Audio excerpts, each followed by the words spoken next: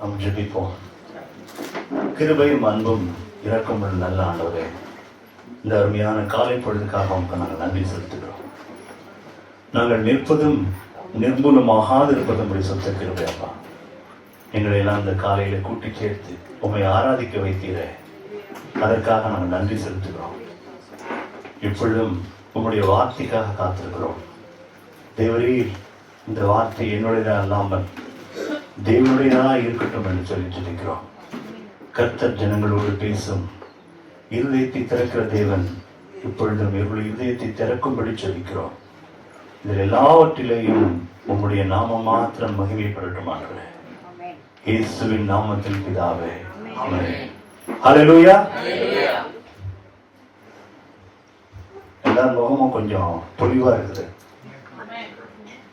கொஞ்சம் முன்ன விட கொஞ்சம் அழகா இருக்கிறீங்க இல்ல?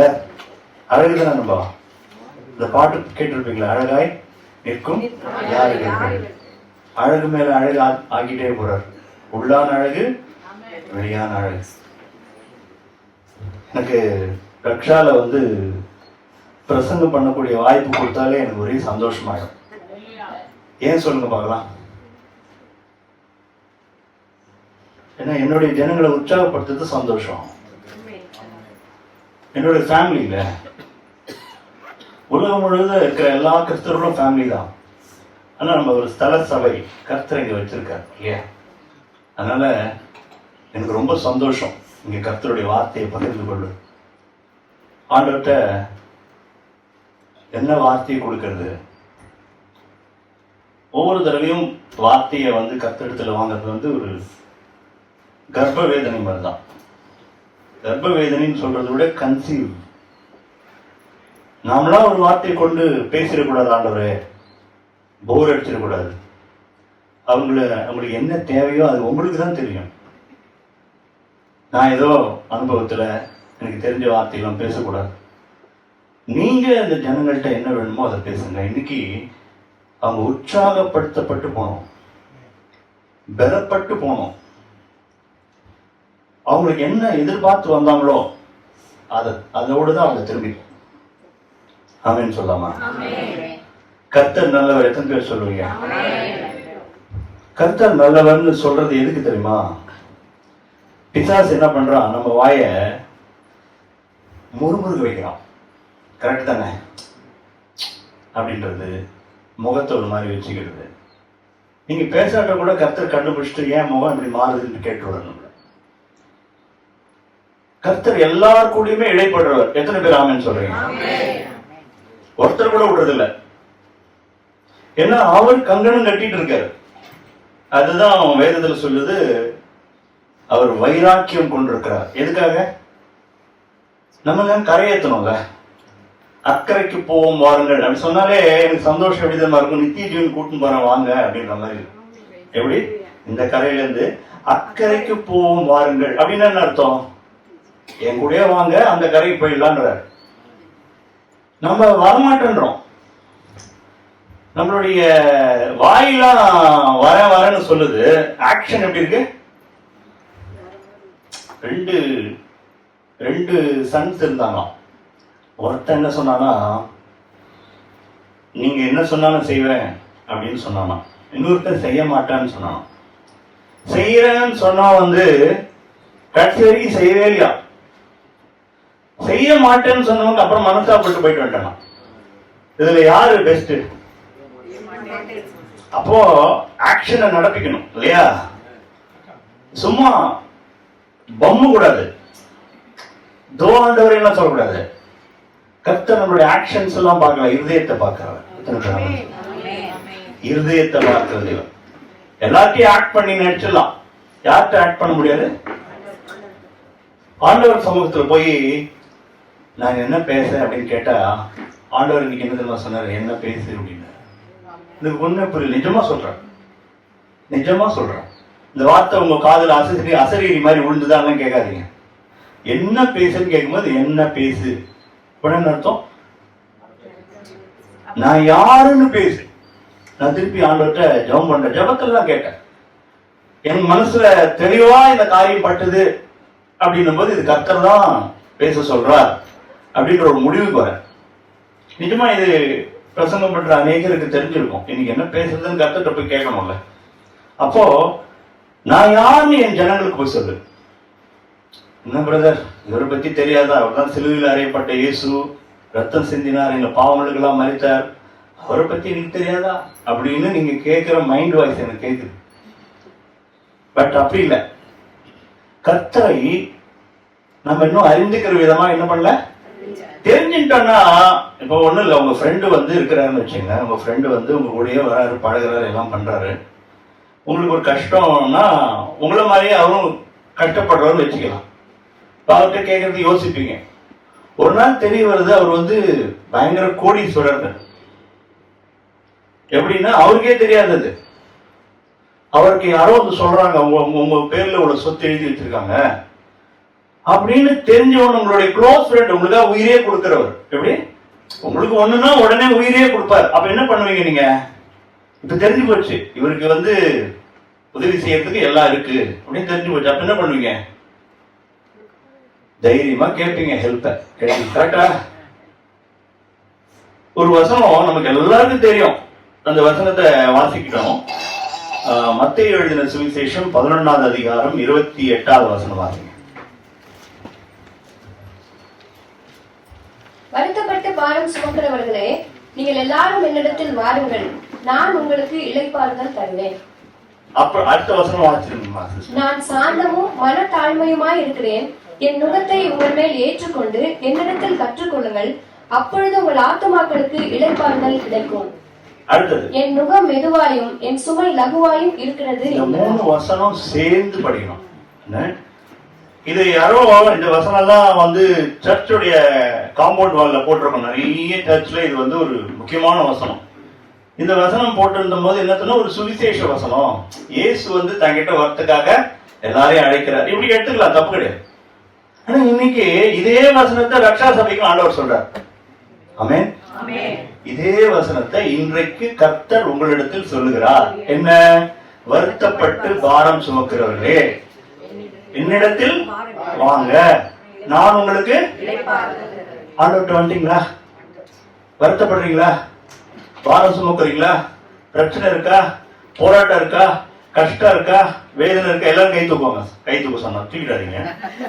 அப்போ ஏதோ ஒரு பாரம் சுமக்கிறீங்கன்னு கர்த்தர் நம்மளை பார்த்து பேசுறாரு. ஒண்ணும் இல்லைங்க. இப்ப இயேசு சொன்னா உங்களுக்கு வந்திருந்தாங்கன்னா ஒரு சும்மா சாதாரணமா எல்லாரும் சொல்றாங்க ஜீசஸ் ஆயிடும். வானத்தையும் பூமியும் உண்டாக்கினது இந்த வார்த்தையை சொல்றாரு. அப்படின்னு சொல்லலாமா? வானத்தையும் பூமியும் உண்டாக்கினது என்ன பண்றாரு? வருத்தப்பட்டு பாரம் சுமக்கிற ஜனங்களே, என்னுடைய பிள்ளைகளே, என்னால சிருஷ்டிக்கப்பட்டவர்களே, நீங்கள் எல்லாரும் இன்னும் வரல. நம்ம உண்மையை சொல்றேன். யார்கிட்ட வரல? பேசிட்டு வரல. நான் எப்போதும் கேட்கிற ஒரு கேள்வி கேட்பேன். எத்தனை பேர் கை தூக்குங்களா தெரியாது. இன்னைக்கு எத்தனை பேர் ஜெபம் பண்ணீங்க? ஜெபம், பிரேயர். அப்போ ஜெபம் பண்ணலன்னா என்ன, நிறைய தடவை சொல்லியிருக்கேன். ஜெபம் எதுக்கு பண்ணணும்? அட்லீஸ்ட் ஒரு நன்றியாவது சொல்லியிருக்கீங்களா? கர்த்தருக்கு ஒரு நன்றியா, உங்களுக்கு நன்றி. ஆனா இங்க வந்து மட்டும் நாங்க நிற்பதும் நிர்மூலமாக சுத்த கிருபைன்னு வாயை கிழிக்க கூடாது இல்லையா? அங்க எழுந்த உடனே அந்த நன்றி உணர்வு வந்திருக்கணும். நீ நிஜமாவே நம்ம எல்லாம் உயிரோடு இருக்கிற கர்த்தருடைய கிருபை. எத்தனை பேர் ஆமேன்னு சொல்லுங்க? ஆமேன் பத்தல. நீங்க ஆமோதிக்கிறத நான் பார்க்கலங்க. யார் பார்க்கறா? என்ன விட்டுருங்க. இங்க இருக்கிற பிரதரை மறந்துருங்க, பாஸ்டர் பின்னிய மறந்துருங்க, ராஜா பிரதரை மறந்துருங்க, ஹாமில்டன் எல்லாம் மறந்துருங்க. இங்க இருந்து கர்த்தர் பேசுறாரு. எத்தனை பேர் எடுத்துக்கிறீங்களோ அத்தனை பேர் கர்த்தர் பேசுவாங்க. உங்களுக்கு தேவையான வசனம் இன்னைக்கு வரும். இன்னைக்கு உங்களை விடுதலை ஆக்குவார். இன்றைக்கு உங்களை ஆசீர்வதிப்பார். இன்றைக்கு உங்களை வேறு மாதிரி மாற்றுவார். இது நடக்கும். யாரெல்லாம் விசுவாசிக்கிறீர்களோ அவர்களுக்கு என்ன நடக்கும்? இந்த காரியம் நடக்கும். எனக்கு ஒரு வசனம் ரொம்ப பிடிக்கும், எல்லாருக்கும் பிடிக்கும். தேவனாலே எல்லாம். அதுக்கு இணைய இன்னொரு வசனம் இருக்கு, விசுவாசிக்கிறவனுக்கு. இது ரொம்ப பிடிக்கும் எனக்கு. தேவனால எல்லாம் கூடுன்றது எல்லாரும் தெரிஞ்ச விஷயம் தானே. ஏன்னா அவர்கள் கூடாது ஒண்ணுமே கிடையாது. ஆனா ஒரு வசனம், இந்த வசனம் ரொம்ப நல்லா இருக்கு. விசுவாசிக்கிறவனுக்கு எல்லாம் கூடும். நான் எப்படி ரிசீவ் பண்றேன், எப்படி ரெஸ்பாண்ட் பண்றேன், இந்த அவருடைய காரியங்களை நான் எப்படி செய்யறேன்றத கர்த்தர் பார்த்துக்கிட்டே இருக்கார். ஏன்னா தேவன் நம்மளை அதிகமா நேசிக்கிறார். ஒரு சில வசனம் வாசிப்போம். ஏசாயா எழுதின தீர்க்கதரிசன புஸ்தகம்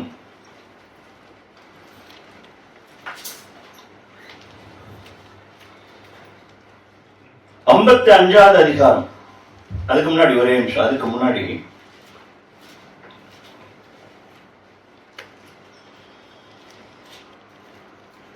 43:1 வசனம் வாசிமா. இப்போதும் யாக்கோபே, உன்னை சிருஷ்டித்தவனும் இஸ்ரவேலே உன்னை உருவாக்கினவனுமாகிய கர்த்தர் சொல்லுகிறதாவது, பயப்படாதே, உன்னை மீட்டுக் கொண்டேன், உன்னை பெயர் சொல்லி அழைத்தேன், நீ என்னுடையவன்.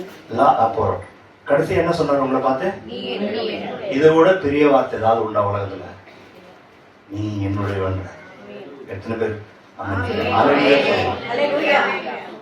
ஏன்னா அவர் நம்மள இன்னைக்கு நான் நிறைய தடவை பார்த்துட்டேன். இது கோயின்சிடன்ஸா இல்லைன்னா நிஜமா நடக்குதான்னு தெரியல. நான் இந்த மாதிரி வசனத்தை பேசலாம்னு நினைக்கும் போது ஆராதனையில அதே மாதிரி வசனத்தை பேசிடுறாங்க. பிரதர் சொன்னார், சொந்தமாக்கினேன் பாட்டு பாடணும். இன்னைக்கு சொந்தமாக்கின ஜனங்கள் மாதிரி முகம் இருக்கணும், கோடீஸ்வரம் வீட்டு பிள்ளை மாதிரி மூஞ்சி இருக்கணும். கரெக்டா இல்லையா? சோர்ந்து போய் என்ன நடக்குமோன்னு வரக்கூடாது. வரவர் யார்கிட்ட வரோம்? நம்ம வானத்தையும் பூமியும் இப்படி சொல்லணுமே, அப்பதான் உங்களுக்கு அந்த வல்லமை உள்ள வரும். வானத்தையும் பூமியும் உண்டாக்கின கர்த்தர். இங்க என்ன சொல்றாரு இந்த வசனத்துல? உன்னை சிருஷ்டித்தவரும் உன்னை உருவாக்கினவரும் சொல்றாரா இல்லையா? ஏதாவது சாதாரண பேசுறாரா? உன்னை உருவாக்கினதே நான் தான்டா. அவர் சொல்றாரு, நீ என்னுடைய. இதை விட பெரிய வசனம் எதுவுமே கிடையாது. அவருடைய பிள்ளைகள் நாம. அவரை ஏற்றுக்கொண்டவர்கள் எத்தனை பேர்களோ அத்தனை பேர்களும் அவருடைய பிள்ளைகளாகும்படி அதிகாரம் கொடுத்தார். கிறிஸ்துவுடனே கூட உடன் சுதந்திரமாய் நம்ம அவரோடு சேர்ந்துட்டோம். நீங்கள் கிறிஸ்துவுடனே எழுந்தது உண்டானால் பூமியில் உள்ளவர்கள மேலானவைகளே நாடுகள். இன்னைக்கு நமக்கு ஒரு விஷயம் தெரியாதனால கர்த்தர் இந்த வசனத்தை பேசுற. இந்த வசனத்தை விட்டுருங்க. நான் முன்னாடி ஃபர்ஸ்ட் எடுத்தோன்னே அந்த இன்னைக்கு பிரசங்கத்துக்கான ஒரு தலைப்பு சொன்னா இல்லையா, வருத்தப்பட்டு. என்னன்னா நமக்கு ஆண்டவர் தெரியும், ஆண்டவர் இவர் தான் தெரியும். ஆண்டவர் தன் இருதயத்தில் என்ன நினைக்கிறாருன்னு சரியா தெரியல. அதனாலதான் ரோமர் 12:1 வாசிக்கிறோம், உலகத்திற்கு ஒத்த விஷயம். நான் சொல்ல ஆரம்பிச்சு எல்லாம் முடிச்சிடுவீங்க. என்னது? தெரியாமல் சொல்லுங்க. இந்த வசனம் வாசிச்சிருக்குமா? 12:1-2. அப்படி இருக்க சகோதரரே, நீங்கள் உங்கள் சரீரங்களை பரிசுத்தமும் தேவனுக்கு பிரியமுமான ஜீவ பலியாக ஒப்பு கொடுக்க வேண்டும் என்று தேவனுடைய இரக்கங்களை முன்னிட்டு உங்களை வேண்டிக் கொள்ளுகிறேன். இதுவே நீங்கள் செய்யத்தக்க புத்தியுள்ள ஆராதனை. நீங்கள் இந்த பிரபஞ்சத்திற்கு ஒத்த வேஷம் தெரியாமல் தேவனுடைய நன்மையும் பிரியமும் பரிபூர்ணமுமான சித்தம் இன்னதென்று பகுத்தறியத்தக்கதாக உங்கள் மனம் புதிதாகிறதுனாலே மறுரூபமாகுங்கள். அவருக்கு என்ன வேணும்? நன்மையும் பிரியமும். 3 விஷயம் சொல்லப்பட்டிருக்கு. என்னது? நன்மை, பிரியம், பரிபூர்ணம். இது தெரியல. நமக்கு தெரியாததுனாலதான் நம்ம என்ன பண்றோம்? வருத்தப்பட்டு பாரம் சுமக்கிறோம். அவருடைய வேலை போயிட்டா பிரச்சனை வராது. கரெக்டா இல்லையா? யாரோ ஒருத்தர் உங்களுக்கு வழி காட்டுறாங்க, தப்பான வழி காட்டினா என்ன ஆகும்? காஷ்மீர் போக சொன்னா கன்னியாகுமரி போயிடுவீங்க. கரெக்டா இல்லையா? இயேசு அவர் சொன்ன முக்கியமான ஒரு வசனம் என்ன? நானே சத்தியமும்.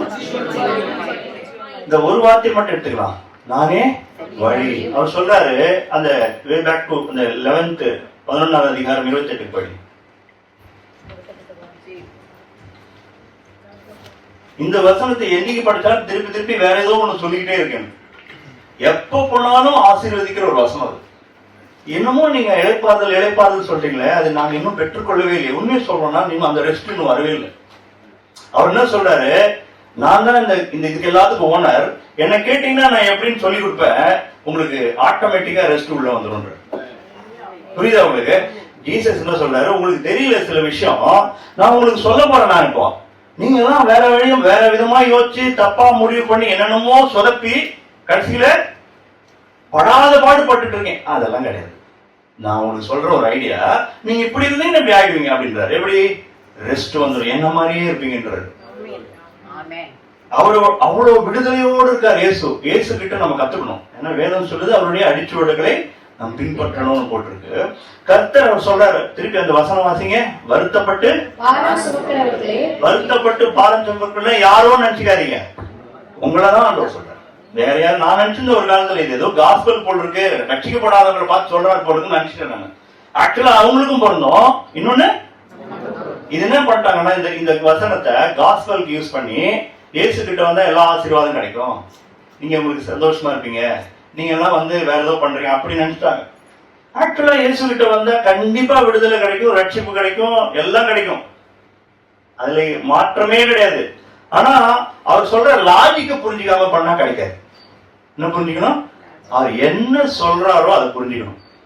புரியலன்னா என்ன பண்ணணும்? புரியல என்ன பண்ணணும்?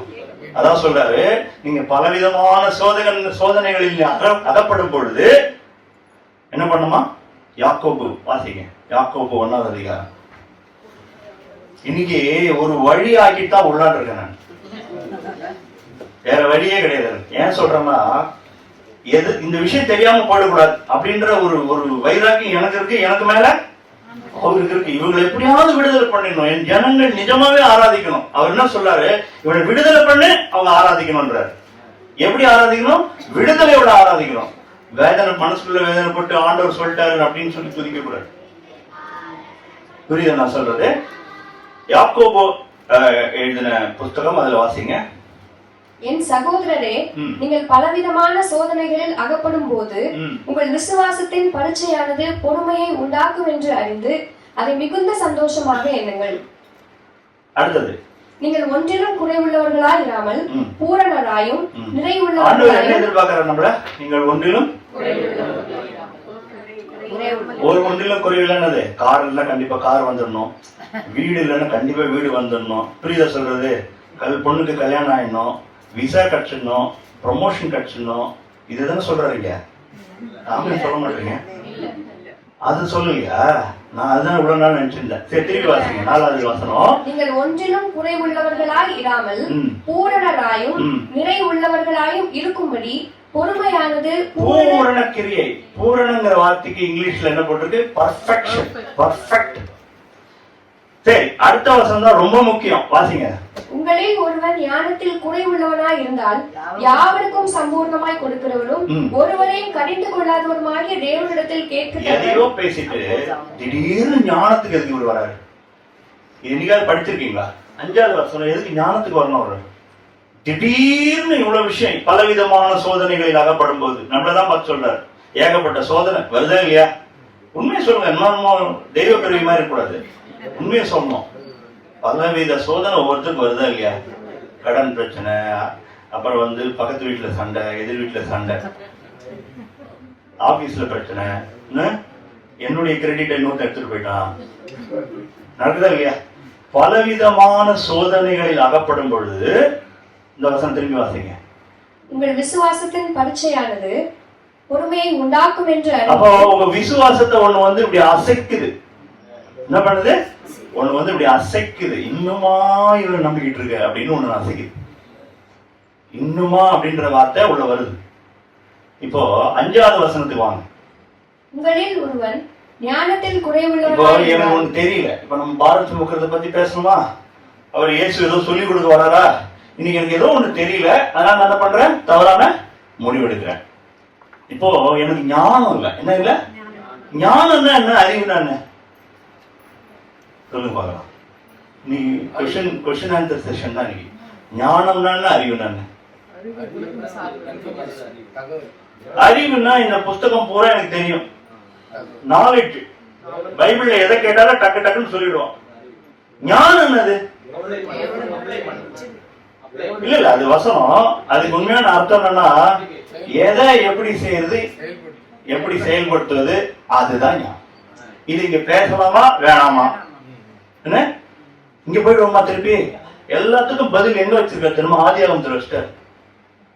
ஆதியாகமத்துல இருந்து வெளிப்படுத்துற விசேஷம் வரைக்கும் உங்களுக்கு இன்னைக்கு ட்ரைனிங். ஆதியாகமத்துல கொண்டு போய் வச்சுட்டார். நன்மை தீமை அறியத்த. அந்த மரத்துக்கு பேர் என்னது? அதை சாப்பிடும் சொன்னாரா சாப்பிடாதுன்னு சொன்னாரா? அப்போ நியாயமே இல்லையா அவர் பண்ணது? மரத்தையும் வச்சுட்டு அது நன்மையும் தீமையும் அறியத்தக்க வேலையை செய்யும்னு தெரிஞ்ச பிறகு சாப்பிடாதுன்னு சொன்னார் அர்த்தம். இந்த கேள்வி எங்கேயாவது கேட்டுறீங்களா ஆண்டவர்கிட்ட? நல்ல விஷயம் தானே ஆண்டவரே, நல்லது தீமைன்னு தெரிஞ்சா நான் நல்லா இருப்பேன்ல, அதை போய் சாப்பிடாதுன்னு ஏன் சொன்னீங்க? யாராவது இன்னைக்கு கேட்டிருக்கீங்களா? கரெக்டா இல்லையா? நீ அந்த மரத்தின் கனியை புசிக்காதன்னு ஆதாம் கிட்ட சொன்னாரு. ஆனா புசிச்சாங்க. அது கூட புசிச்சு அதுக்கப்புறம் அந்த மேட்டர் தான் நமக்கு தெரிஞ்சு போச்சு. ஆனா அதுல நல்ல விஷயம் தானே இருக்கு. பிசாசு கூட தெரியுது நல்லது, ஆனா ஆண்டவர் தெரியவே இல்லை. அவர் ரொம்ப வஞ்சகமா நம்மள எல்லாம் ஏமாத்திட்டார். அப்படிதானே நினைக்கிறீங்க? நினைக்க மாட்டீங்க. காரணம் கர்த்தர் நல்லவர் இல்ல, அதனால நீங்க நினைக்க மாட்டீங்க. ஆனா ஒரு விஷயம் சொல்றேன் சீக்கிரட்டா. இன்னொரு கனி ஒண்ணு சொன்னாரு, இன்னொரு மரம். அதுக்கு பேர் என்னது? ஜீவ. யார்கிட்ட ஜீவன் இருக்கு? யார்கிட்ட நன்மை தீமை தெரியும்? இப்ப ஒரு சூப்பரா சொல்லிடுற ஒரு விஷயம், இந்த மரத்தின் கனியை பிடிச்சிட்டா நன்மை தீமை எனக்கு தெரியும், எனக்கு கடவுள் வேண்டாம். எப்படி? இந்த மரத்தின் கனியை பிடிச்சிட்டா நன்மை தீமை தெரியும், எனக்கு நீங்க இனிமே தேவன் இங்க வேண்டாம். அந்த கனி என்னது? ஜீவ விருட்சத்தின் கனி. இயேசு சொன்னார், என்னிடத்தில் நீங்கள் ஜீவன் பெற்றுக் கொள்ளும்படி வரல, நானே வழியும் சத்தியமும் ஜீவனுமா இருக்கிறேன். வருத்தப்பட்டு பாரம் சுமக்கிறவர்களே எல்லோரும் என்னிடத்தில் வாங்கன்னு சொன்னாரா? வேற எங்கேயாவது போன்னு சொன்னாரா? அப்போ அவர்கிட்ட ஏதோ ஒண்ணு இருக்குல்ல, இருக்கா இல்லையா? உங்களை விடுவிக்கணும்னு விரும்பிட்டார்ல. அவர் ஏதோ ஒண்ணு சொல்ல வர தன் ஜனங்களுக்காக. வானத்தையும் பூமியும் உண்டாக்கினவராகிய ஆண்டவர் சொல்றார். திருப்பி திருப்பி சொல்லும் போது சந்தோஷமா இருக்கும். எனக்கு ரொம்ப சந்தோஷமான விஷயம், வானத்தையும் பூமியும் உண்டாக்குனதுக்கு ஒத்தாசை எனக்கு வரும். நான் ருசிக்கிறேங்க தேவனை, ஓப்பனா சொல்றேன். I am enjoying God, really சொல்றேன். யாராவது என்ஜாய் பண்றேன்னா நீங்க மிஸ் பண்ணிட்டீங்கன்னா, I am enjoying God every day. எனக்கு பிரச்சனை இருக்கா? சத்தியமா இருக்கு, ஏகப்பட்ட பிரச்சனை இருக்கு. இந்த பிரச்சனையை சந்தோஷமா எழுதுகிறேன். என்ன பண்றது? யாக்கோபுல பொறுமை உண்டாக்கும் என்று எண்ணி போங்க அந்த வசனத்துக்கு. பொறுமை அதை மிகுந்த பைபிள தான் நம்ம சொல்லிக் கொடுக்குது. இது ஒரு 2-3 வாரத்துக்கு முன்னாடி பிரதர் கூட எடுத்தார். ப்ராப்ளம் வந்து உங்களுக்கு பிளெஸிங். எல்லாரும் ப்ராப்ளத்தை பார்த்து வெல்கம் பண்ணுங்க அப்படிலாம் ரொம்ப பாசிட்டிவா ரொம்ப பேசுனது எனக்கு ரொம்ப ஆசீர்வாதமா இருந்தது. யாராவது ப்ராப்ளம் வேணும்னு போய் கேட்போமா? ஆண்டவர் என்ன சொன்னாரு? வருத்தப்பட்டு எந்த பாரத்தை சொல்றாரு? நீங்க கொஞ்சம் டீப்பா போகலாம். நீங்க உங்களுக்கு புரியல, தயவு செஞ்சு கேட்கலாம். எந்த பாரத்தை சொல்றாரு? ஏதோ ஒரு பாரத்தை சுமக்கிறோம், வெயிட் தாங்க முடியல, கஷ்டப்படுறோம்னு கர்த்தர் அங்கேருந்து பாக்குறாரு. இது ஓப்பனா சொல்ற. நீங்க எப்படி பார்க்கணும்னா, ஆண்டவர் வானத்தையும் பூமி உண்டாக்கிட்டாருங்க, அதுல மனுஷனையும் உண்டாக்கிட்டார். மனுஷனை தன்னுடைய சாயலின்படி உண்டாக்கிட்டார், தன்னுடைய மகிமைக்கென்று உண்டாக்கினார். வேதம் தெளிவா சொல்லுது. என்ன சொல்லுது? தன்னுடைய மகிமைக்கென்று உண்டாக்கி. ஆனா மனுஷன் கெட்டு போனான். அவனுடைய வாழ்க்கை சரியில்லை, ஒரு மாதிரி கன்ஃபியூஷன் ஆயிடுச்சு. சுயநலமும் பெருமையும் அவனுக்குள்ள வந்தது. பிசாசு கூட கை கோத்துட்டான். நடந்ததா இல்லையா? அதெல்லாம் அவனுடைய வாழ்க்கையே நாசமா போச்சு. கரெக்டா இல்லையா? கவலை, கண்ணீர், குழப்பம், வேதனை, ஒருத்தர் சண்டை. கரெக்டா இல்லையா? கர்த்தர் மேலிருந்து பாக்குறார். அதனாலதான் இந்த ஏசாயால பார்க்கிறோம், உன்னை நான் மீட்டுக் கொண்டேன். ஆமென் சொல்லாமா? நம்மளை எல்லாம் மீட்டுக் கொண்டார் கர்த்தர். மீட்டுக் கொண்டவர்கள் நீங்க உட்கார்ந்துருக்கோம். இப்ப இந்த சிஸ்டர் இங்க வராங்கன்னா கர்த்தர் நியமிச்சு பிளான் பண்ணது. எவர்களை முன் அறிந்தாரோ, எப்படி எவர்களை முன் அறிந்தாரோ அப்படின்னா அவருடைய சிந்தையில நீங்களாம் நானும் இருக்கிறோம். எத்தனை பேருக்கு ஆமென் சொல்றாங்க? சந்தோஷமா இல்லையா? அவருடைய மைண்ட்ல நீங்களும் நானும் இருக்கிறோம். நீ என்னுடையவன்னா சொல்லிட்டார, இதுக்கு மேல என்ன வேணும்? நீங்க ஊழியக்காரர் யாரா இருந்தாலும் சரி, அவருடைய வேலை என்னன்னா ஜனங்களை கர்த்தரோட சேர்த்து விட்டு போயிடணும். அதுக்கு மேல அவருக்கு வேலை கிடையாது. அதான் நாங்க செய்யறோம். எங்களுக்கு என்ன வேலைன்னா கர்த்தரோட க்ளோஸ் ஆக்கி விட்டு போயிடணும். டிஸ்டன்ஸ் இருக்கவே கூடாது. என்ன இருக்கக்கூடாது? கர்த்தருக்கும் நமக்கு டிஸ்டன்ஸ் இருக்கு. யாரா இருந்தாலும் ஓப்பனா சொல்றேன், நீங்க என்ன மாதிரியான பாவம் வேணாலும் செஞ்சிருக்கு. நான் இன்னைக்கு எனக்கா இந்த வார்த்தை சொல்றேன்னு தெரியாது, தீர்க்க தரிசனமா கூட வரட்டும். எந்த பாவம்னாலும் நீங்க செஞ்சிருக்கீங்கன்னு கூட வச்சுக்கலாம்.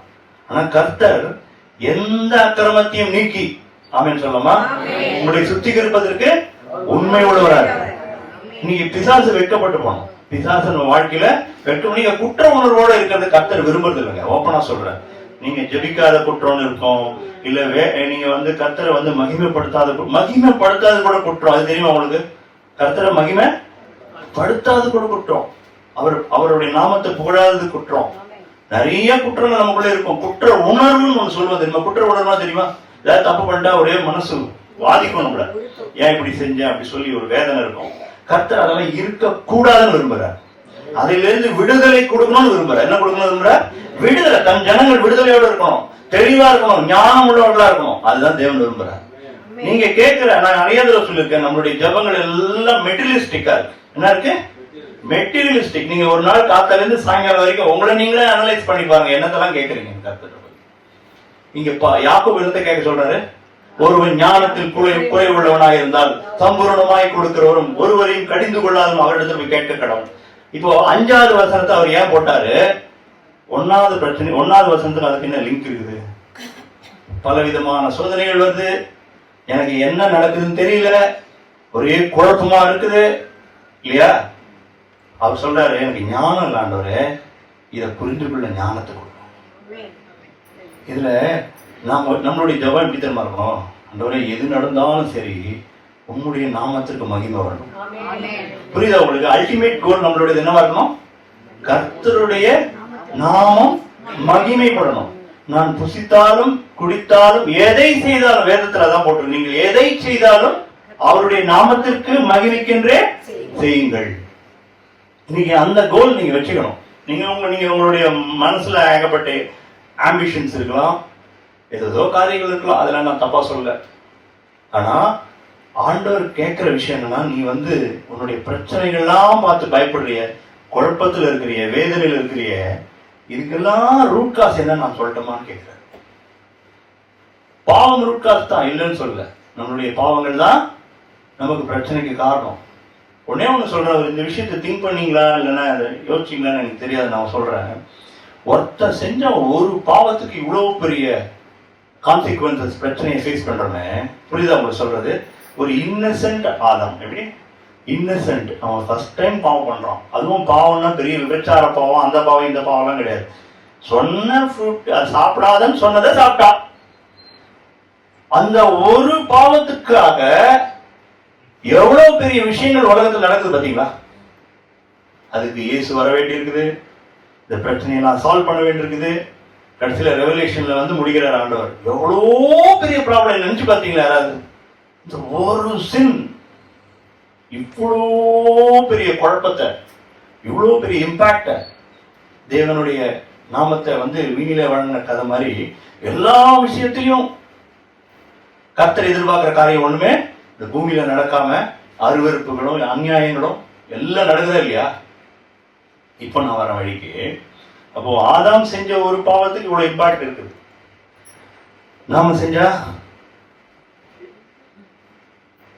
நான் என்ன சொல்றேன், பாவத்துடைய வஞ்சனையை சொல்றேன், உண்மையை சொல்றேன். அப்போ பாவம் செஞ்சா அதுக்கு உண்டான விளைவு இவ்வளவு இருக்குது. நாம செஞ்சாலும் அதே கதை தானே. புரியுதா சொல்றது? ஆதாம் செஞ்சா இவ்வளவு விளைவு, நாம செஞ்சா கிடையாதுன்னு எங்கேயாவது போட்டுருக்கா? அப்போ விளைவு தானே. ஆண்டவர் ஒண்ணு சொன்னார் தெரியுமா? சிலுவையில் அறைந்த போது ஒரு வசனம் சொல்லி அவங்களை மன்னிச்சு என்ன சொன்னாரு? இதாவே தாங்கள் செய்கிறது இன்னதென்று. அவன் இன்னதுன்னு அவங்களுக்கு தெரியாதா? ஆணில் அரைஞ்சா அவங்களுக்கு வலிக்குன்னு தெரியாதா? இவனை கொடுமைப்படுத்துறோன்ற அந்த அறிவு கூட அவனுக்கு கிடையாதா? அதையே சொன்னார். அது இவர்களுக்கு இதனுடைய விளைவு தெரியாது, இவருடைய நியாய தீர்ப்பு என்னன்னு தெரியாது, கர்த்தர் எப்படி அதை பார்க்கிறார் தெரியாது. சக மனிதனை, என்ன நேசிக்க வேண்டிய ஒரு மனுஷனை சிலுவையில் அறையிறான்ற அந்த அறிவு கூட இல்லாம சொல்றது புரியுதா? அப்போ அதனுடைய விளைவு தெரியாதனால ஆண்டவர் என்ன சொன்னாரு? அவங்களை இன்னசென்டா பார்த்தாரு. இன்னைக்கு நம்ம இன்னசென்டா எதுல இருக்கணும்னா, விளைவு தெரியாமல் காரியங்களை செய்யறோம். இது செஞ்சா தப்பான்னு தெரியல. நம்ம எல்லாத்துக்குமே ரிலக்டண்டா இருக்கும். ரிலக்டண்டா தெரியுமா? லெத்தார்ஜிக், நிர்விசாரம் சொன்னா புரியுமா உங்களுக்கு? அலட்சியம் சொன்னா புரியுமா? அலட்சியம் நிறைய விஷயங்கள் இருக்கு. அலட்சியம் நிறைய விஷயங்கள் இருக்கு. கர்த்தருடைய பாதத்துல போய் உட்காரணும்னு எண்ணமே இல்லை. எனக்கு ஒரு வசனம் ரொம்ப பிடிக்கும். இந்த அக்கறைக்கு போவோம் வாருங்கன்னு சொன்னோம்னா அங்க ஒரு பிசாசு பிடிச்சவனை கர்த்தர் மீட் பண்ணுவார். பார்த்துருக்கீங்களா? அங்க போய் அவனை வந்து ரொம்பவும் கல்லால கீறிக்கிட்டு ரொம்ப மோசமா பிசாசு பிடிச்சவன் இருப்பான். அவனை எல்லாம் பிசாசு எல்லாம் துரத்தின பிறகு கடைசியா வசனம் போட்டிருக்கு, அவன் இயேசுவின் பாதத்திலே புத்தி தெளிந்தவனா உட்கார்ந்தான். யாரோட பாதத்துல உட்கார்ந்தா புத்தி தெரியும்? அதான் மேட்டர். இருப்போம். மரியாதை பார்த்து மாத்தாளே பார்த்து என்ன சொன்னார் ஆண்டவர்? நீங்க நம்மளை பார்த்தான்னு சொல்றாரு, மாத்தாள சொல்ல. எப்போதுமே நீங்க மாத்தாள், பரிசேயர், அப்புறம் வந்து கெட்டகுமாரன், அவன் இவன் எவனெல்லாம் கிடையாது. நம்ம தான் எல்லாரும் நம்ம தான். கெட்டகுமாரனும் நம்ம தான், பரிசேயனும் நம்ம தான். ஆண்டவர் ஒரு நாள் சொன்னார், பரிசேயன் மாதிரி தான் நீ இருக்கிறேன்னு. என்ன பார்த்து பரிசேயன் கிட்ட சொன்னாரு, நான் வந்ததுலேருந்து நீங்க ஒண்ணுமே பண்ணல. காலுக்கு வந்து இந்த நாட்கள்ல இஸ்ரவேல்ல காலை கழுவணும், முத்தம் செய்யணும், அந்த மரியாதைலாம் பண்ணணும். ஒருத்தர் உள்ள வந்தா எதுவும் செய்வாங்க. ஆனா இவ யாரு?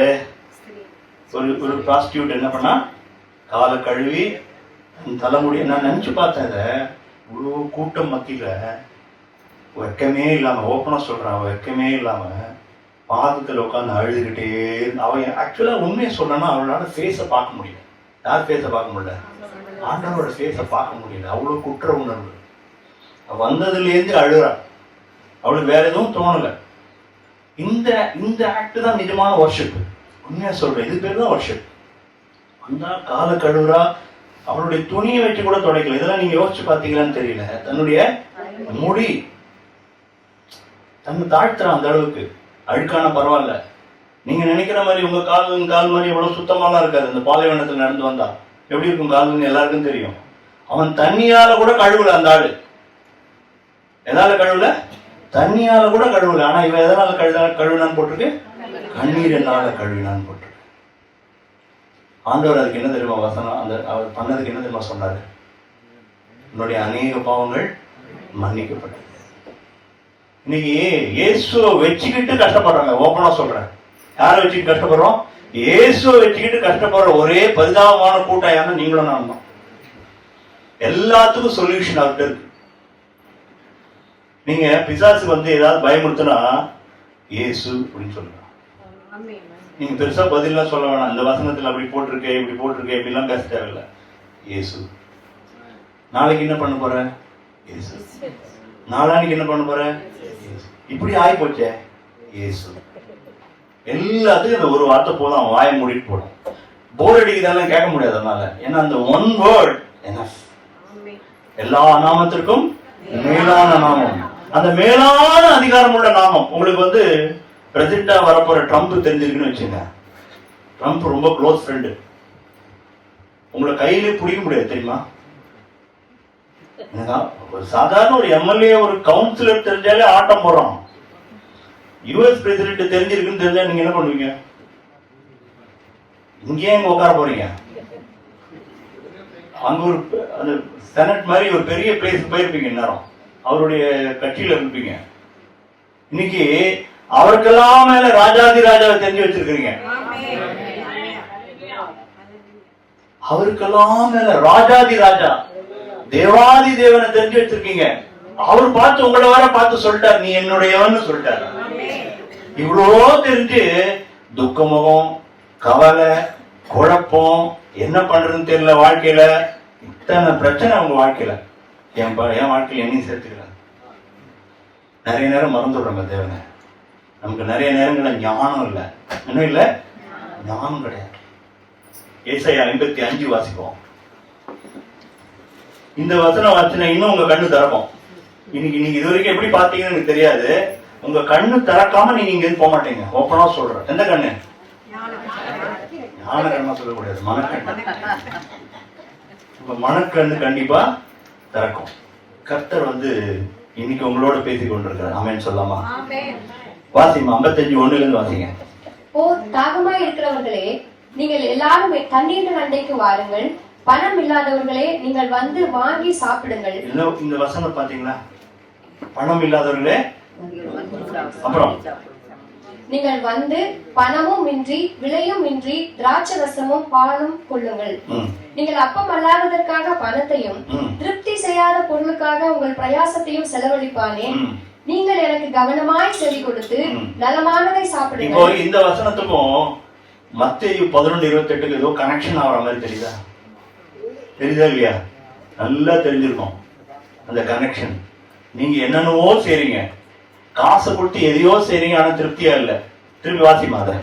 நீங்கள் அப்பம் அல்லாததற்காக பணத்தையும், எது அப்பம் இல்லாததற்காக பணத்தையும், அப்புறம் திருப்தி செய்யாத பொருளுக்காக உங்கள் பிரயாசத்தையும் செலவழிப்பானே. அதுதான் நம்ம பண்ணிட்டு இருக்கோம்.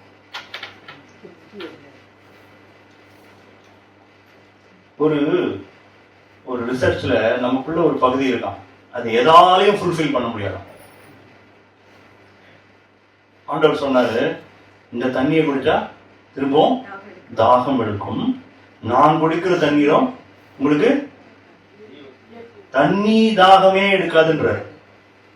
என்ன சொல்றாரு உங்களுக்கு புரிஞ்சிச்சா? இந்த வசனம் புரிஞ்சு போயிடும். திருப்பி வாசிமா அந்த 2வது வசனத்தை. நீங்கள் அப்பம் அல்லாததற்காக பணத்தையும் திருப்தி செய்யாத பொருளுக்காக உங்கள் பிரயாசத்தையும் செலவழிப்பானே.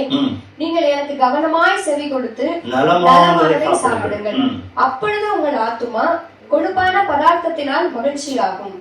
உங்கள் செவியை சாய்த்து என்னிடத்தில் வாருங்கள். திருப்பி பாருங்க, என்னிடத்தில் வாங்க. நம்ம ஒண்ணு சொல்லணும், ஆண்டவரே நாங்க வந்து இது வரைக்கும் உங்களிடத்துல இந்த விஷயத்தை கேட்க வரவே இல்லை. எதுக்கோ வந்திருக்கிறோம். எதுக்கோ வந்திருக்கோம். ஞானத்தை கேட்க வரல, நல்லது கேட்க வரல, விடுதலை கேட்க வரல, உங்களை போல வாழலையே என்ற அந்த ஆதங்கத்தை கேட்க வரல. நம்ம இயேசுவே, நீங்க எப்படி சந்தோஷமா அந்த பூமியில இருந்தீங்க? உங்களை சுத்தி ஏகப்பட்ட பேர் பகைவர்கள் இருந்தாங்களே, உங்களை எப்படா கல்லால எறியலான்னு நினைச்சாங்களே, அவரோட ஊழியத்தை ஆரம்பிக்கும் போதே மலை மேல இருந்து அவரை தள்ள ட்ரை பண்ணாங்க. எப்பொழுதும் அவருக்கு நெருக்கடி. தெரியுமா உங்களுக்கு? இயேசுவோட நீங்க காஸ்பல் வாசிச்சீங்கன்னா நெருக்கடி தான் அவருக்கு வாழ்க்கையே. சுத்தி நெருக்கடி. அவருடைய சீஷர்களும் பிரமாதமான சீஷர்கள் கிடையாது, எல்லாரும் சண்டை போட்டுக்கிறவங்க. ஆனா இயேசு கிட்ட சமாதானம் இருந்தது. அவர் சொன்னாரு, என்னுடைய சமாதானத்தை உங்கள்கிட்ட சமாதானம் இருக்குதா? அப்படிப்பட்ட சமாதானம் இருக்கா? இயேசு கிட்ட இந்த சமாதானம் உங்கள்கிட்ட இருக்குதா? இருக்கும், ஒரு சிலருக்கு இல்லைன்னு சொல்ல மாட்டேன். அதுதான் இன்னைக்கு நம்ம கேட்க போறோம். ஆண்டவரே, எனக்கு வந்து இந்த ஆங்ஷியஸா என்னைக்குமே இருக்கக்கூடாது. எப்படி இருக்கக்கூடாது? ஆங்ஷியஸ் அப்படின்னா பதட்டமான சூழ்நிலை. நாளைக்கு என்ன நடக்குமோ, இன்னைக்கு நடக்குமோ? நோ, இன்னைக்கு செத்தா அவர் மடிக்கு போற ஒரு சந்தோஷம், அதுதான் நமக்கு வேணும். நமக்கு வேண்டியது நித்திய ஜீவனா இல்ல இந்த உலகத்துல எப்போதும் வாழ்ந்துக்கணும் ஒரு ஆசை? எது வேணும் உங்களுக்கு? நித்திய ஜீவன் இருந்தா நீங்க கிறிஸ்துவுடனே கூட எழுந்தது உண்டானால் போட்டார். எது நடணும்? பூமியில் உள்ளவைகள் அல்ல, மேலானவைகள். மேல் இருக்கிறதுன்னு சொன்னா கூட நான் சந்தோஷப்பட்டிருப்பேன். மேலானவைகள் போட்டார். பெட்டர் தேன் தட் அப்படின்னு போட்டார். இன்னைக்கு இந்த இடத்துலதான் ஆண்டவர் நம்ம கூட பேசுறாரு. அடுத்த வசனத்திலிருந்து வாசிங்கம்மா. உங்கள் செவியை சாய்த்து என்னிடத்தில் வாருங்கள், கேளுங்கள், அப்பொழுது உங்கள் ஆத்துமா பிழைக்கும். தாவீதுக்கு அருளின நிச்சயமான கிருபைகளை உங்களுக்கு நித்திய உடன்படிக்கையாக ஏற்படுத்துவேன். இதோ அவனை ஜன கூட்டங்களுக்கு சாட்சியாகவும் ஜனங்களுக்கு தலைவராகவும் அதிபதியாகவும் ஏற்படுத்தினேன். இதோ நீ அறியாதிருந்த ஜாதியை வரவழைப்பாய். உன்னை அறியாதிருந்த ஜாதி உன் தேவனாகிய கர்த்தர் நிமித்தமும் இஸ்ரவேலுடைய பரிசுத்தர் நிமித்தமும் உன்னிடத்திற்கு ஓடி வரும். அவர் உன்னை மேன்மைப்படுத்தி இருக்கிறார். வாசிங்க 8 வரைக்கும் 9 வரைக்கும் வாசிங்க. கர்த்தரை கண்டடையத்தக்க சமயத்தில் அவரை தேடுங்கள், அவர் சமீபமாய் இருக்கையில் அவரை. இன்னைக்கு ஆண்டவர் இந்த 6வது வசனம் தான் நம்ம கிட்ட பேசுறார். கர்த்தரை இன்னைக்கு கண்டடைய சமயத்தில் அவர் இடத்துல வந்துட்டீங்க. இப்போ இன்னைக்கு அவரை நோக்கி கூப்பிடணும். எதுக்காக கூப்பிடணும்?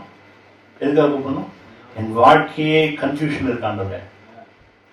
எப்போதும் என் வாய் பிரச்சனையை குறித்தே பேசுது. என்ன பேசுது?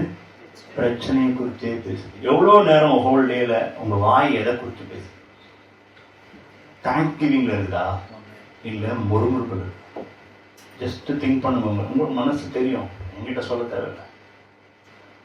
முறுமுறுத்தா கர்த்தருக்கு பிடிக்குமா? நன்றி செலுத்தினா பிடிக்குமா? இல்லாததுக்கு முறுமுறுக்கிற நீங்க இருக்கிறதுக்கு ஏன் நன்றி செலுத்தக்கூடாது? கர்த்தர் நீங்க அதான் கேட்க. இல்லாதவைகளுக்காக நீங்க முறுமுறுக்கிறீங்க, கொடுத்தவைகளுக்கு ஏன் நன்றி செலுத்த மாட்டீங்க? நீங்க நன்றி மாத்திரம் சொல்லி பாருங்க. இன்னைக்கு மனப்பூர்வமா நீ பிரேயர் முடியும் போது நன்றி நம்ம மனதார சொல்ல போறோம் கர்த்தர். ஏன்னா எப்படிப்பட்ட ஒரு ரட்சிப்பின் வாழ்க்கை கொண்டு வந்திருக்காருன்னு நீங்க நினைச்சு பார்த்தீங்கன்னா அவர் பிரேஸ் பண்றது தவிர வேற எந்த விஷயமும் உங்களுக்கு வராது வாயில.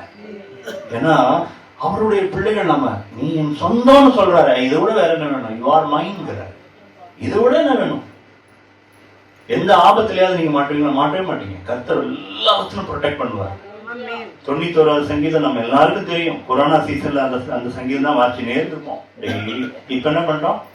விட்டுட்டோம். பக்தி நம்ம இடத்துல போயிடுச்சு. கொஞ்சம் ஆசீர்வதிச்சா என்ன ஆயிடுது? அதான் ஆண்டவர் பயப்படுறாரு.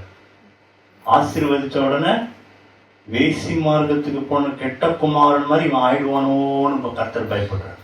கர்த்தர் ஓப்பனா சொல்றாங்க, அவர் அன்பு ஜாஸ்திங்க. இத்தனைக்கு நாம சொல்லிட்டு அவருக்கு நாம இல்லாம இருக்க முடியாது.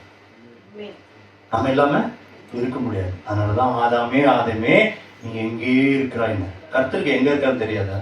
எந்த மரத்துக்கு முன்னாடி ஒழிஞ்சிருக்கான்னு தெரியாதா? அந்த வார்த்தை என்ன மீனிங் தெரியுமா? உங்களை எங்களையும் பார்த்தா சொல்றீங்க, நீங்க எங்க இருக்கீங்கன்னு கேட்கல. வேற ஆர் யூ? என்கிட்ட வாங்க. Come to me. 11வது அதிகாரமா இது ஒன்னா இருக்குதா? Come to me.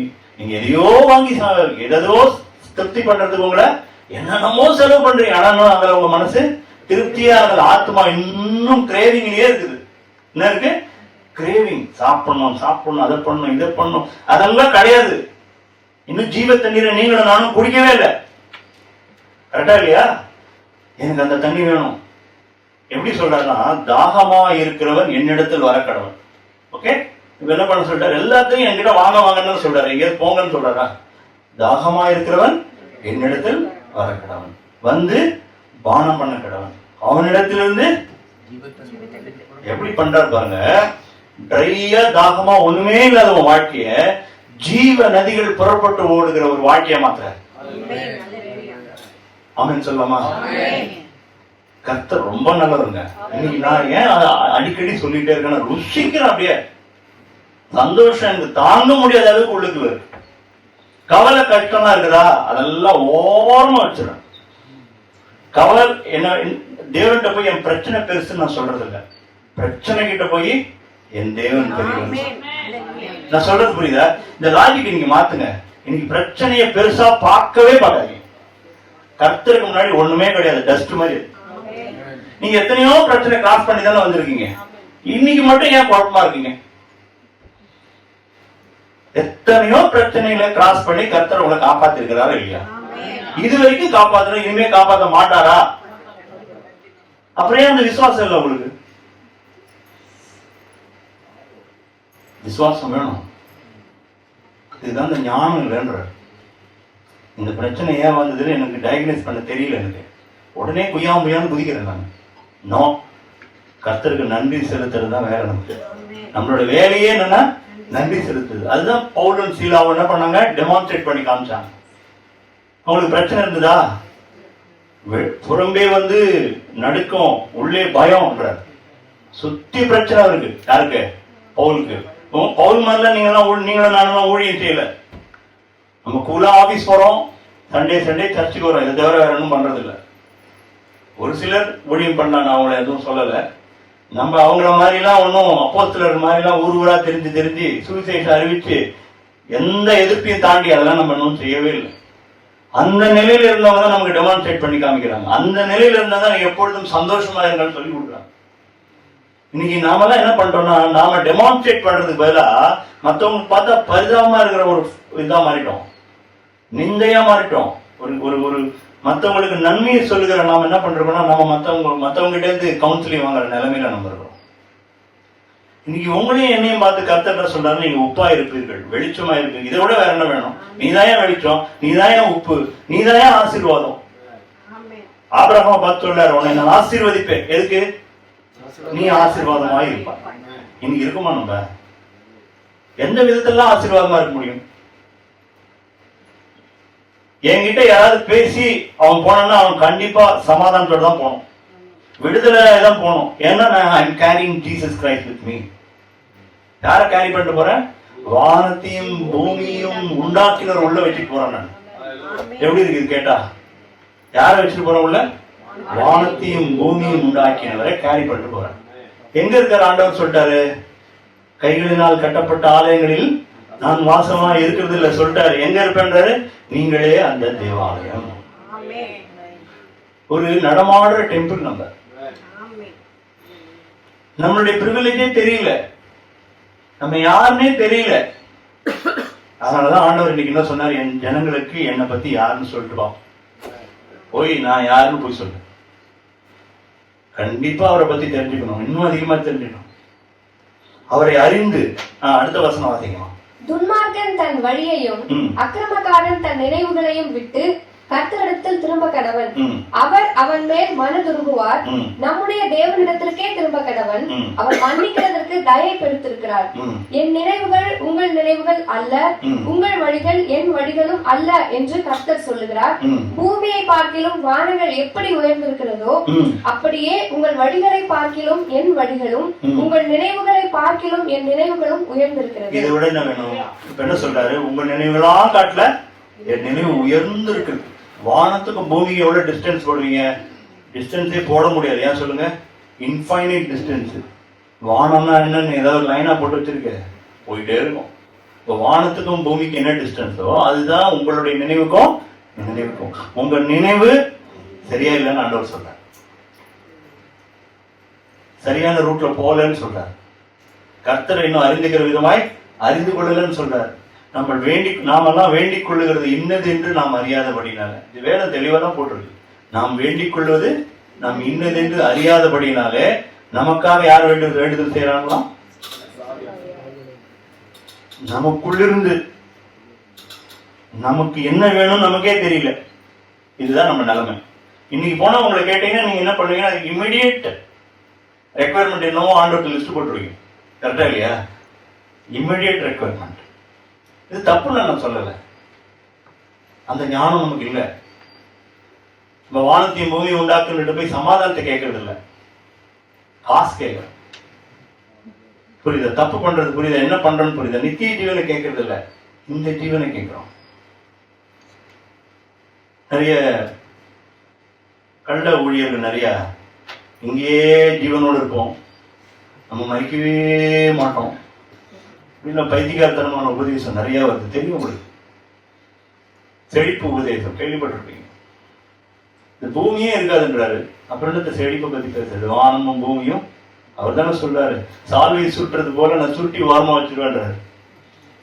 இப்பதான் கண்டுபிடிச்சிருக்கான், அது சால்வை மாதிரியே இருக்கான். சயின்டிஸ்ட் சொல்றோம் சால்வை மாதிரியே இருக்கான், அது தெர மாதிரி இருக்கான், அதை சுருட்ட முடிய அளவுக்கு இருக்கான். அது வேதம் அழகா சொல்றது. வானத்தையும் பூமியும் என்ன பண்ணாரா? சுருட்டி வச்சிருவேன்றாரு. இப்ப அது வேணும்னு போய் கேட்டு என்ன பண்ணுவார் அவர்? அதை கொடுங்க, இந்த நிலத்தை கொடுங்க, அதை கொடுங்க, அதை கொடுங்க, இதை கொடுங்க. கர்த்தரை தேடினா மற்றதெல்லாம் கிடைக்குங்க. தெளிவா சொல்லிட்டார். தேவனுடைய ராஜ்யத்தையும் நீதியும் தேடுங்கள். கரெக்டா சொல்றீங்களா? அந்த ஒரு வார்த்தை மிஸ் பண்ணக்கூடாது. கூட ஃப்ரீய போய் நம்ம கேட்டு இருக்கோம். எங்கேயாவது அந்த அநியாயம் உண்டா? கடையில் போனா தேவையானதான் கேட்கணும், அவன் ஃப்ரீ கொடுப்பான். ஃப்ரீயா போய் முதல்ல கேட்கணும், இந்த ஃப்ரீயா கொடுங்க, அது அப்புறம் கொடுத்தாலும் பரவாயில்லன்ற மாதிரி. பைத்தியகாரத்தனமா இல்லையா? பயப்படாதே சிறுமந்தையே, ராஜ்யத்தை கொடுக்க. எங்கேயாவது வேற ஏதாவது ஆண்டவர் பேசுறாரு பாத்தீங்களா? இங்க லாஜிக் இருக்கு, உங்களுக்கு புரியல. ஆக்சுவலா அதுக்குதான் ஆண்டவர் இன்னைக்கு குட்டி குட்டி பேசிட்டே இருக்கிறார். நான் கேட்கறது வேற ஏதோ கேட்கிறேன் டெய்லி, நீங்க கேட்கறதே மாத்தணும்ன்ற. கேட்க வேண்டிய காரியத்தை, ஞானத்தை கேட்கணும், பரிசுத்த ஆவியை கேட்கணும், சமாதானத்தை கேட்கணும், உங்களுடைய சந்தோஷத்தை கேட்கணும். தேவனே நீங்களே எனக்கு வேணும்னு கேட்கணும். நீங்க இல்லாம என்னால வாழ முடியாதுன்னு கேட்கணும். நான் நல்ல உண்மை போல மாறணும்னு கேட்கணும். இதுதான் தேவன் கேட்கணும்னு விரும்புறாரு. மீதி எதையுமே கேட்க வேண்டியதில்லை, அதெல்லாம் ஆட்டோமேட்டிக்கா கொடுப்பாரு. காக்கா குருவியை நீங்க ப்ரே பண்ணி பார்த்துருக்கீங்களா? எந்த மாடாது முட்டி போட்டு ஜெபம் பண்ணி பார்த்துருக்கீங்களா?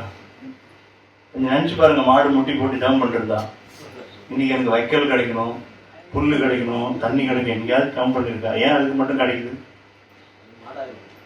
மாடா இருக்குல்ல, அவர் தேவனா இருக்காரு. நாம தான் மாடா இருக்கிறோம். எதுக்கு கவலைப்படுறோம் பாத்தீங்களா? இந்த சர்வைவலுக்காக கவலைப்படுறோம். கர்த்தர் அதுக்காக கவலைப்படாதுன்னு சொல்றாரு. அதற்காக கவலைப்படாத அப்படின்னு தான் ஆண்டவர் சொல்றாரு. நம்ம ஆண்டவர் கிட்ட இன்னொரு விஷயம் சொல்லி நான் முடிக்கிறேன். எதனால பிரச்சனைனா 2 கொரிந்தியர் 6:16 வாசிங்க.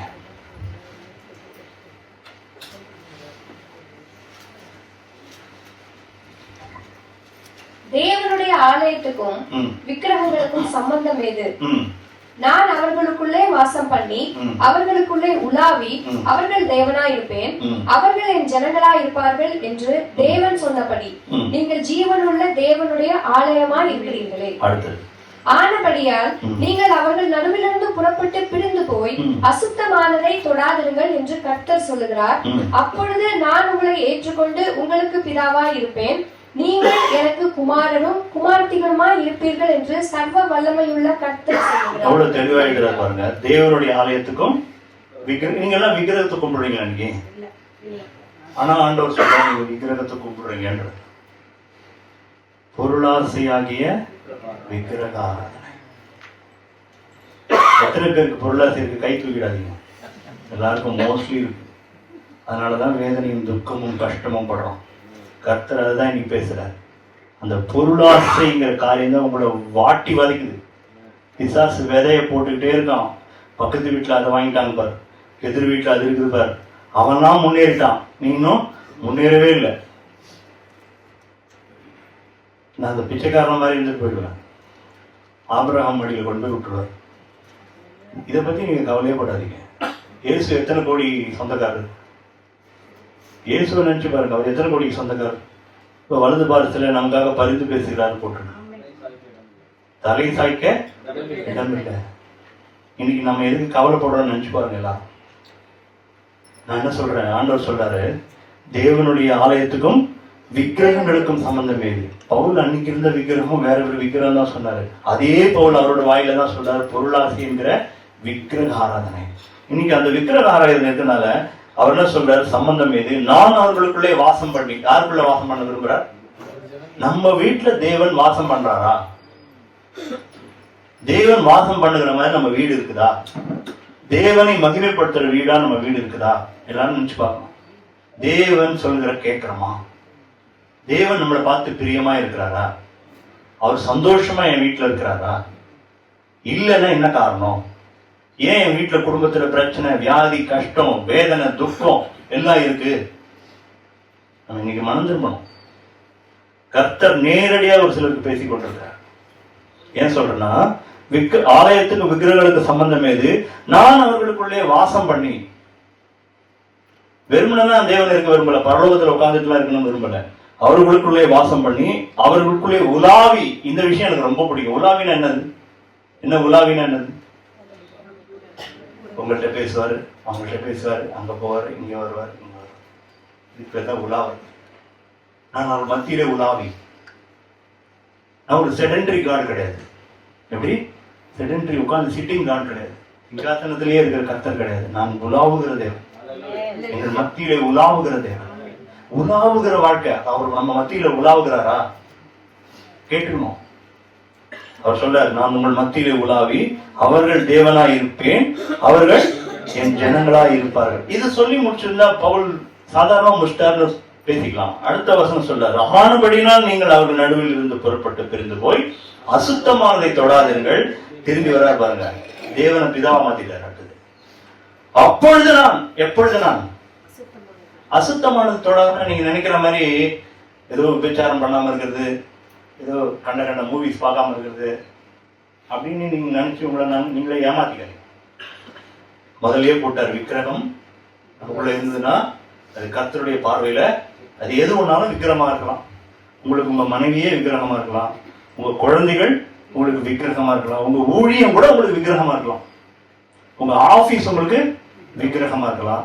எதெல்லாம் விக்கிரகம் வருதோ அந்த விக்கிரகம் வந்ததுன்னா தேவனை விட்டு பிரிஞ்சுட்டீங்கன்னா, புரியுதா உங்களுக்கு சொல்றது? எதெல்லாம் உங்களுக்கு இது பேஷன், இது எனக்கு செய்யாம இருக்க முடியாது நீங்க சொன்னீங்களோ, தேவனை விட்டு ஓரமா போயிட்டீங்கன்னு அர்த்தம். கர்த்தர் தான் சொல்றாரு, அப்பொழுது நான் உங்களை ஏற்றுக்கொண்டு. எப்பொழுது நான் உங்களை ஏற்றுக்கணும்? அசுத்தமானதை தொடாது இருந்தால் நான் உங்களை ஏற்றுக்கொண்டு உங்களுக்கு பிதாவா இருப்பேன். நான் உங்களுக்கு ஃபாதரா இருக்கணும்னு தேவன் விரும்புறாங்க. எத்தனை பேர் விரும்புறீங்க? எத்தனை பேர் தேவன் எனக்கு அப்பாவா இருக்கணும்? அப்பாவா இருக்கணும்ல. அதை விட ஒரு ப்ரிவிலேஜ் என்ன இருக்கு நமக்கு? அவர் அப்பாவா இல்லாட்டா வேற யார் அப்பாவா இருக்க முடியும்? எனக்கு இவர் தான் அப்பா. அந்த அப்பா சொல்றதான் கேட்பேன். அப்பா கிட்ட தான் கடைசியா போக போறேன். இங்கேயா இருக்க போறேன்? யாருக்கெல்லாம் இங்கேயே இருக்கணுமோ இங்க இருக்கிறதே பிடிச்சிங்க, ஆட்டோமேட்டிக்கா அதுவே உங்களை ஹோல்டு பண்றோம். இங்க இருக்கிறது மேல நீங்க சந்தோஷமா, மண்ணானவன் மண்ணுக்கே திரும்புவோம். அவரை நீங்க வாங்கிட்டீங்கன்னா அவர்கிட்ட போயிடுவீங்க. Very simple. இது லாஜிக்கே இவ்வளவுதான். நம்ம காணாத பார்க்காத பரமதேசத்தை விரும்பினோமானா அங்க போயிடுவோம். இதுலயே பார்த்து லோத்து மாதிரி சுத்திந்தா இங்கேயே இருப்போம். அவங்கவுங்க பிடிச்ச இடத்துக்கு. உங்கள் பொக்கிஷம் எங்கேயோ, இன்னைக்கு உங்க பொக்கிஷம் எங்க இருக்குன்னு நீங்க முடிவு பண்ணிக்கணும். தேவன் தான் இன்னைக்கு பேசுற. கர்த்தர் நல்லவர். எத்தனை பேர்? அதனால நீங்கள் எனக்கு குமாரரும், வெறும் ஆண்டவர் தேவன் வந்து நான் உங்களுக்கு பிதாவா இருப்பேன்னு சொல்லிட்டு போனா கூட நான் சந்தோஷப்பட்டுருக்கேன். திருப்பி சொல்றாரு, நீங்கள் குமாரரும் குமாரத்திகளுமாய் எனக்கு இருப்பீர்கள் அப்படின்னு சொல்றாரு. கடைசியான ஒரு வருஷம் சொல்லி முடிக்கிறேன். வெளிப்படுத்தின விசேஷம் 21:3 வாசிங்க.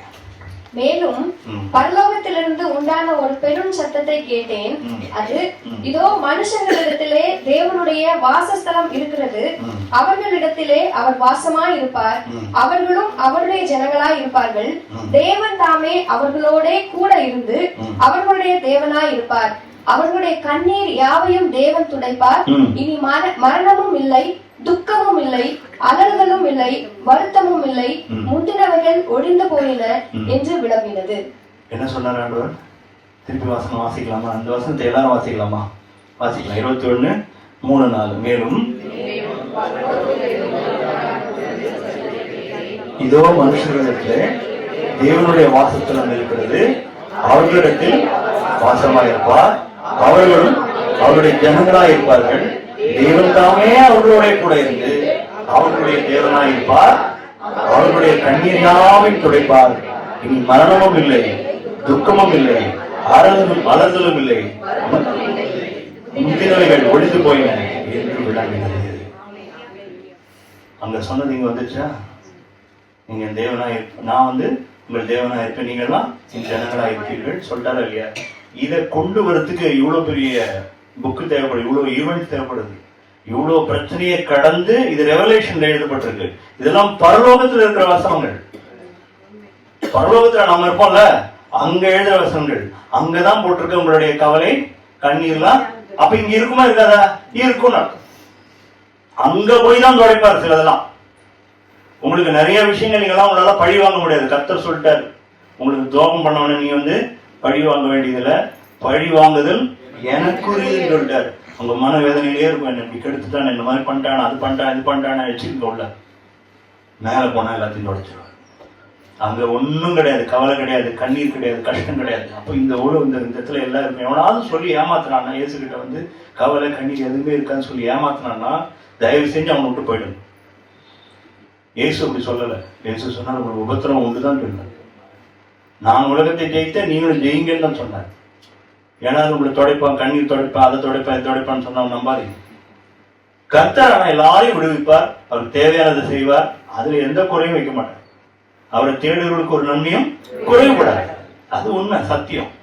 நீங்க எதிர்பார்க்கறதெல்லாம் கிடைக்கும்னு நினைக்காதீங்க. நீட்ஸ் அண்ட் வான்ஸ் ரெண்டு இருக்கு. நீட்ஸ்னா உங்களுக்கு என்ன தேவைன்னு தெரியும், வான்ஸ்னா என்னது? நம்ம எதிர்பார்க்கறதெல்லாம் கிடைக்கும்னு நினைக்காதீங்க, கிடைக்காது. கர்த்தர் இப்படிதான் வாழணும்னு விரும்புறாரு. அவர் ஒரு லாஜிக் போட்டார், வருத்தப்பட்டு பாரம் சுமக்காத, என்னிடத்துல வா, நான் சாந்தமும், உங்ககிட்ட சாந்தமும் இல்ல, மனத்தாழ்மை இல்லைன்னு ஆண்டவர் சொல்றாரு இன்டைரக்ட்லி. உங்ககிட்ட மனத்தாழ்மையும் கிடையாது. மனத்தாழ்மை தான் நான் என்ன பண்ணுவேன், அந்த இடத்துல வெறும் தாழ்மை கூட போடல, கர்த்தர் மனத்தாழ்மைன்னு போட்டிருக்காரு. வெறும் தாழ்மைனா என்னன்னா என்னுடைய பாடி லாங்குவேஜில் கூட கண்டுபிடிச்சிடலாம்.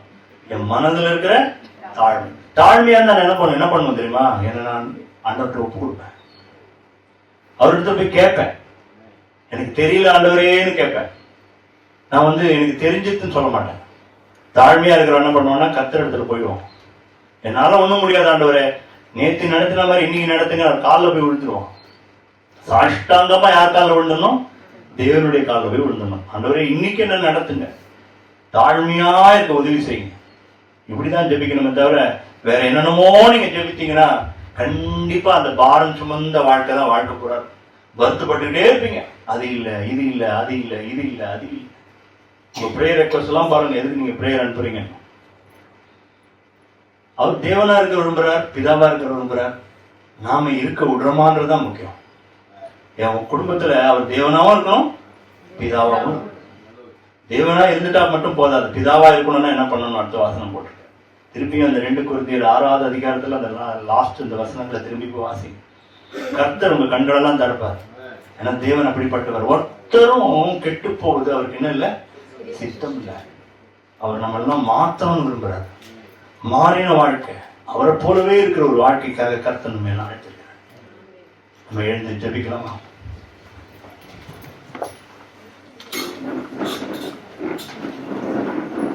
நன்றி ஆண்டவரே, உங்களுடைய வார்த்தைகளுக்காக நன்றி செலுத்துகிறோம். தேவரே, தெளிவாய் எங்களோடு பேசின நல்ல வார்த்தைகளுக்காக நன்றி. நாங்கள் வருத்தப்பட்டு பாரம் சுமந்தவர்களாய் எதையெல்லாம் எங்களிடத்திலிருந்து விலக்க வேண்டுமோ அதை விலக்காமல், பொருளாசை, உலகத்தின் காரியங்கள், முட்டாள்தனமான விஷயங்கள், தேவனுக்கு பிரியமில்லாத செயல்கள், இவை எல்லாவற்றையும் வைத்துக்கொண்டு உம்மை பிரியப்படுத்த நினைக்கிற ஒரு வாழ்க்கை எங்களிடத்தில் இருக்கிறதானவரே. பரிசுத்தம் இல்லாமல் தேவனை ஒருவனும் தரிசிக்க முடியாது என்று பார்க்கிறோமே. நாங்கள் எந்தெந்த பாவத்திலிருந்தெல்லாம் ரட்சிக்கப்பட்டிருக்கலாம், ஆனா இன்னும் எங்களிடத்தில் பாவம் உண்டு ஆண்டவரே. நீர் எங்களை சோதித்து அறிகிற தேவனாயிருக்கிறீர்.